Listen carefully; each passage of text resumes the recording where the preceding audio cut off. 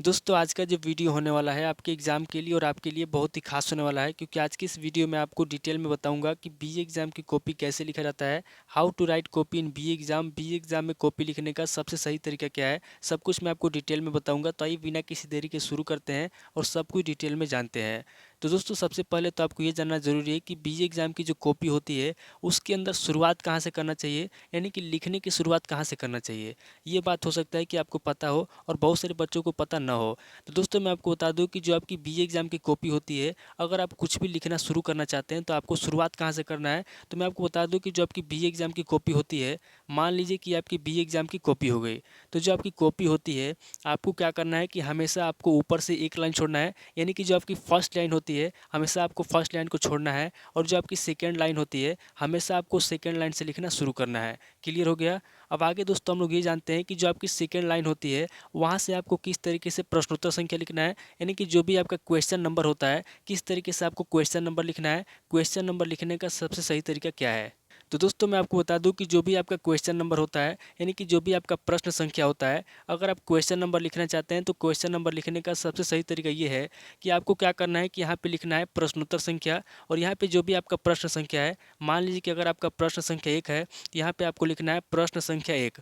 उसके बाद मान लीजिए कि यहाँ पे आपको प्रश्न संख्या 2 का आंसर लिखना है तो यहाँ पे आपको लिखना है प्रश्नोत्तर संख्या 2। या फिर मान लीजिए कि अगर आपको यहाँ पे क्वेश्चन नंबर 3 का आंसर लिखना है तो यहाँ पे आपको लिखना है प्रश्नोत्तर संख्या 3। यानी कि आप जिस भी क्वेश्चन का आंसर लिखना चाहते हैं यहाँ पे आपको उस क्वेश्चन नंबर को डालना है, और क्वेश्चन नंबर को डालने के बाद क्या करना है, यहाँ पे नीचे आपको इस तरीके से अंडरलाइन करना है, बाकी आपको कुछ नहीं करना है। इस तरीके से आपको क्वेश्चन नंबर डालना है, और क्वेश्चन नंबर डालने के बाद क्या करना है, नीचे आपको 1 2 3 कम से कम आपको 2 से 3 लाइन छोड़ देना है, ताकि एग्जामिनर को साफ साफ दिखे कि यहाँ पे कौन सा क्वेश्चन लिखा गया है और किस क्वेश्चन का आंसर किस तरीके से लिखा गया है। तो आपको क्या करना है कि यहाँ पे आपको क्वेश्चन नंबर डालना है, और क्वेश्चन नंबर डालने के बाद क्या करना है, नीचे आपको कम से कम 1 2 3 यानी कि कम से कम आपको 3 लाइन छोड़ना है। और 3 लाइन छोड़ने के बाद क्या करना है, किस तरीके से आपको हेडिंग लिखना है। यहाँ पे सबसे पहले हम लोग हेडिंग लिखना जानेंगे कि हेडिंग कैसे लिखा जाता है और हेडिंग लिखने का सबसे सही तरीका क्या है। लेकिन उससे पहले सबसे पहले हम लोग ये जानेंगे कि बी एग्जाम में किस पेन का इस्तेमाल करना चाहिए। तो दोस्तों मैं आपको बता दूं कि जो आपका बाल पेन होता है, बाल पेन दोस्तों किसी भी एग्जाम में लिखने के लिए सबसे बेटर होता है। अगर आप बाल पेन का इस्तेमाल करते हैं तो बहुत अच्छा है, बाल पेन का इस्तेमाल कीजिए, स्केच का इस्तेमाल मत कीजिए। क्योंकि जो आपका स्केच होता है या फिर और भी जो हाईलाइटर पेन होते हैं, अगर आप हाईलाइटर पेन का इस्तेमाल करते हैं जो बहुत गाढ़ा चलता है, तो उससे क्या होगा कि आपका राइटिंग ख़राब हो जाएगा और आपका नंबर कट जाएगा। तो हमेशा आपको बाल पेन का इस्तेमाल करना है। और आपको पता है कि बीए एग्जाम में फिर किसी भी एग्जाम में अगर आपको लिखना है तो जो आपका हेडिंग होता है और जो आपका क्वेश्चन नंबर होता है, क्वेश्चन नंबर और हेडिंग और जो पॉइंट होता है, तीनों को हमेशा ब्लैक पेन से लिखा जाता है। और जो आपका अंदर जो आंसर होता है उसको आपको हमेशा ब्लू पेन से लिखना चाहिए। तो आपको क्या करना है कि जो आपका हेडिंग होता है, जो आपका प्रश्न संख्या होता है, या फिर जो आपका पॉइंट होता है, हमेशा आपको ब्लैक पेन से डालना है। उसके बाद जो आपका आंसर होता है, ये जो आप आंसर देख रहे हैं, आंसर आपको हमेशा जो है कि ब्लू पेन से लिखना है। तो इतना क्लियर हो गया। अब आगे जानते हैं कि जो हेडिंग होता है, हेडिंग कैसे लिखना चाहिए और हेडिंग लिखने का सबसे सही तरीका क्या है। दोस्तों हेडिंग लिखने का सबसे सही तरीका ये है कि जो भी आपको हेडिंग लिखना है, इस तरीके से आपको ब्लैक पेन से हेडिंग लिखना है। उसके बाद सामने ये जो आप चिन्ह देख रहे हैं, इस चिन्ह को हम लोग बोलते हैं व्यूअर चिन्ह। तो यहाँ पे आपको क्या करना है कि आपको ब्लैक पेन से हेडिंग लिखना है, उसके बाद नीचे इस तरीके से अंडरलाइन करना है, और अंडरलाइन करने के बाद क्या करना है, यहाँ पे आपको विवरण चिन्ह देना है। इस चिन्ह को हम लोग विवरण चिन्ह बोलते हैं। इसका मतलब ये होता है कि आप जो है डिटेल में इस क्वेश्चन को एक्सप्लेन कर रहे हैं, यानी कि डिटेल में इसका आंसर लिख रहे हैं। इसीलिए हम लोग क्या करते हैं, इस चिन्ह का प्रयोग करते हैं। यहाँ पे आपको तीर का निशान नहीं बनाना है, इसको आपको याद रखना है। तो सबसे पहले आपको क्या करना है कि ब्लैक पेन से आपका जो भी हेडिंग है, यहाँ पे आपको अच्छे तरीके से हेडिंग लिखना है। फिर उसके बाद यहाँ पे आपको विवरण चिन्ह लगाना है और नीचे इस तरीके से अंडरलाइन करना है। ये हेडिंग लिखने का सबसे सही तरीका होता है। उसके बाद आगे आपको क्या करना है, जो भी आपका आंसर है, जो भी आप लिखना चाहते हो उसके अंदर इस तरीके से ब्लू पेन से आपको अच्छे से लिखना है। अब यहाँ पे आपको ध्यान देना है कि जो भी आपके वर्ड होते हैं, जो भी आपके शब्द होते हैं, एक शब्द से दो शब्द के बीच में, यानी कि एक शब्द से दूसरे शब्द के बीच की जो दूरी होनी चाहिए हमेशा जो है कि बराबर होना चाहिए। यानी कि शब्द न तो ज़्यादा पास पास होना चाहिए और न ही ज़्यादा दूर दूर होना चाहिए। कई बार क्या होता है कि बहुत सारे बच्चे कॉपी भरने के लिए शब्दों को दूर दूर लिखते हैं। तो एग्जाम में आपको ऐसा नहीं करना है, शब्दों को दूर दूर नहीं लिखना है। हमेशा आपको शब्दों को न तो पास लिखना है ना दूर लिखना है, हमेशा आपको मीडियम में लिखना है और एक जैसा लिखना है। और राइटिंग पे ज़्यादा ध्यान देना है, क्योंकि जो आपकी राइटिंग होती है बहुत इंपॉर्टेंट होती है। अगर आपकी राइटिंग खराब हो जाएगी तो आपको ज़्यादा नंबर नहीं मिलेगा। तो इस तरीके से आपको क्या करना है कि हेडिंग लिखना है। अब ध्यान से देखिए, आगे हम लोग जानते हैं क्या करना है आगे आपको।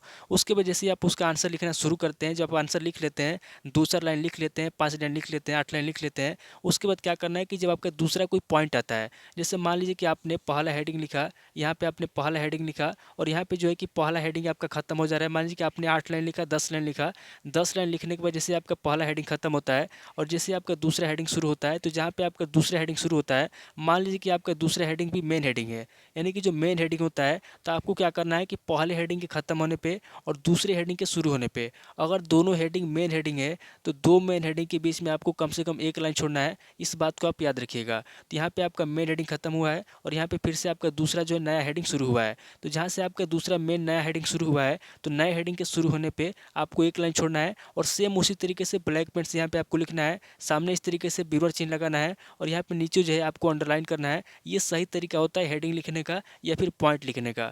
उसके बाद से आगे आपका जो भी आंसर है हेडिंग का, तो जो भी आप लिखना चाहते हैं, इस तरीके से आपको बिल्कुल राइटिंग बना करके लिखना है। और आगे अगर आपका कोई पॉइंट आता है, मान लीजिए कि हेडिंग के अंदर अगर आपको कोई पॉइंट आता है, तो पॉइंट को किस तरीके से लिखना है, तो पॉइंट को भी सेम उसी तरीके से रोमन संख्या के अंदर जो आपका 1 2 होता है, इस तरीके से आपको रोमन संख्या में 1 2 लिखना है और इसी तरीके से बिल्कुल आपको इस तरीके से बीवर चिन्ह लगाते हुए ब्लैक पेन से आपको हेडिंग लिखना है या फिर पॉइंट लिखना है।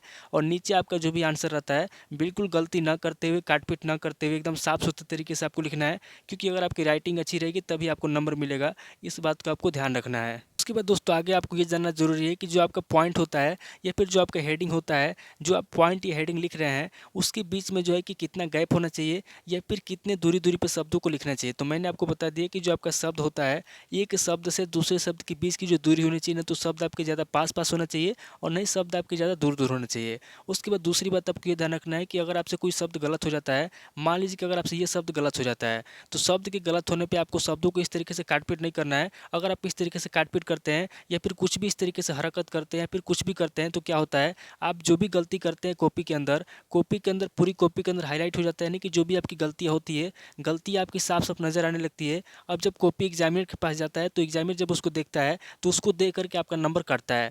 तो एग्जाम में अगर आपसे कोई शब्द गलत हो जाता है, तो शब्द के गलत होने पर क्या करना है, आपको उसको काटना नहीं है, आपको इस तरीके से काटपीट नहीं करना है, बल्कि आपको उसको छोड़ देना है। या फिर एक बार से जैसे मान लीजिए कि आपसे शब्द गलत हो गया, तो आपसे जो शब्द गलत हुआ है, आपको क्या करना है कि एक बार इसको बीच से इस तरीके से मार्क कर देना है और मार्क करके आपको छोड़ देना है। बाकी आपको इस तरीके से नहीं करना है। तो इसको याद रखिएगा, अगर आपसे कोई शब्द गलत हो जाता है तो आपको हाईलाइट नहीं करना है, उसको छोड़ देना है, एग्जामिनर नहीं देखेगा। तो याद रखना है, आपको इस तरीके से लिखना है एग्जाम में। उसके बाद आपको राइटिंग पे बिल्कुल ध्यान देना है, क्योंकि अगर आपकी राइटिंग अच्छी रहेगी तभी आपको नंबर मिलेगा।